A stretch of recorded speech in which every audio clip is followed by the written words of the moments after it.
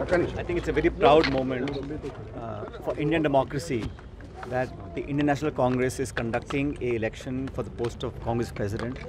It is happening after a long time, but the fact that there is an open, transparent, credible election happening in any political party, it is a rarity.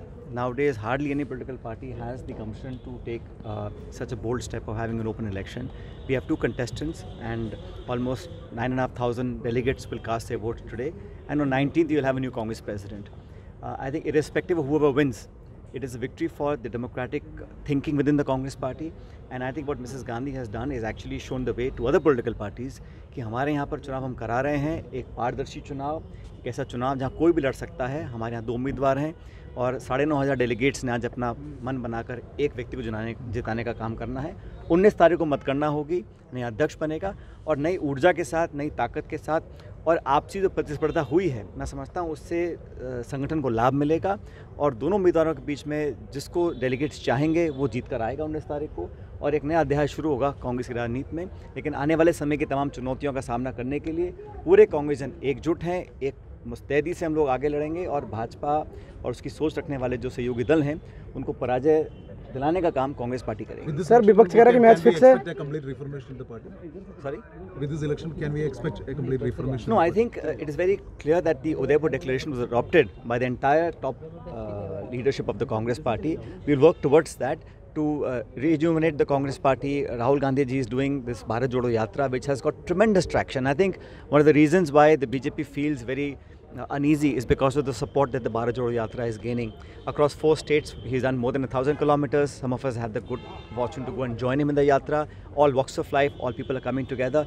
A Yatra that unites people, that fights the divisive forces, जो भारत को जोड़ने का काम राहुल गांधी जी ने अपने हाथों में लिया है, वो बड़ा प्रशंसनीय है और मैं समझता हूँ तमाम देश के लोग इस सोच के साथ जुड़ रहे हैं और धरातल पर 1000 किलोमीटर की यात्रा वो पूरी कर चुके हैं. इससे कांग्रेसियों का मनोबल बढ़ा है, लेकिन ये यात्रा चुनाव को देखकर नहीं लड़ी जा रही. ये चुनाव आते रहेंगे, लेकिन ये यात्रा जो निकली है इससे एक बहुत संकेत किया है, सकारात्मक संकेत किया है, लोगों को जोड़ने का, दुर्भावना को ख़त्म करने का, आपसी द्वेष जो पैदा हुआ है उसको समाप्त करने का, लोकतंत्र को, संविधान को, गणतंत्र को मजबूत करने का जो राहुल जी का जो बीड़ा उठाया है उसमें सब लोगों के साथ है. सर, विपक्ष कह रहा है अध्यक्ष कोई भी बने, डोर गांधी परिवार पर रहेगी. Can we expect the new president can solve the issues in Rajasthan?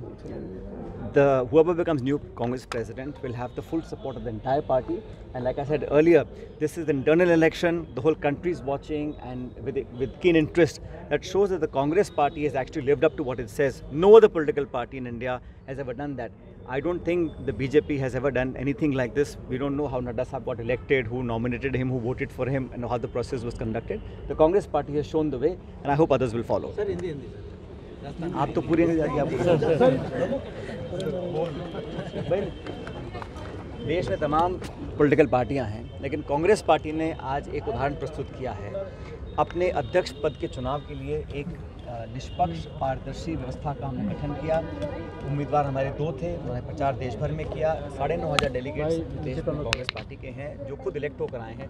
वो अपनी इच्छा के अनुसार एक गोपनीय मतदान यहाँ पर हो रहा है, पूरे देश में तमाम राजधानियों में हो रहा है और जो व्यक्ति जीत कर जाएगा वो नया कांग्रेस अध्यक्ष बनेगा. लेकिन ये आपसी जो प्रतिस्पर्धा है इससे संगठन को और पार्टी को मजबूती मिलेगी और जो भी जीत कर आएगा उसके साथ पूरी पार्टी कंधे से कंधा मिलाकर काम करेगी. सोनिया जी ने जो संकल्प लिया था चुनाव करवाने का वो आज पूरा हो रहा है और उदयपुर डिक्लेरेशन को सभी लोग मन से उसको मान चुके हैं, उसको लागू करने की बात कर चुके हैं. मुझे लगता है लोकतंत्र के लिए, लोकशाही के लिए, गणतंत्र के लिए, पॉलिटिकल पार्टीज़ के लिए एक शुभ संकेत है. मैं उम्मीद करता हूं कि बाकी दल भी हम कांग्रेस पार्टी से प्रेरणा लेकर इस प्रकार के चुनाव कराया करेंगे. सर, राजस्थान की जो राजनीतिक इशू है वो क्या अगले अध्यक्ष से सॉल्व कर रहे हैं? हमारा हाँ एक इशू है, वो इशू है कि हम चुनाव कैसे जीते. 2023 के अंदर विधानसभा के चुनाव हैं. हर बार वहाँ पे हम सरकार बनाते हैं लेकिन फिर हार जाते हैं. इस बार हम लोगों ने प्रण लिया, सब मिलकर काम करेंगे. 2023 में कांग्रेस की सरकार दोबारा बने, इसके लिए जो कदम उठाने हैं AICC ने उसमें पहल करी है.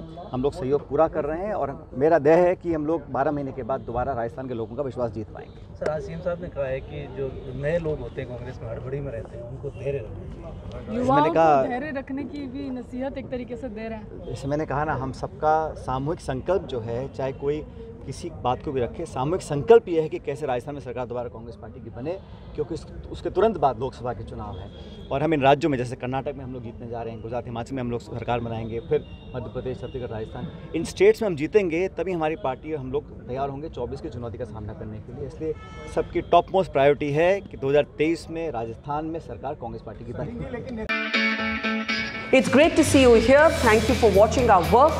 If you haven't subscribed yet, don't forget to click the bell icon and subscribe to Mojo Story and support independent, robust journalism.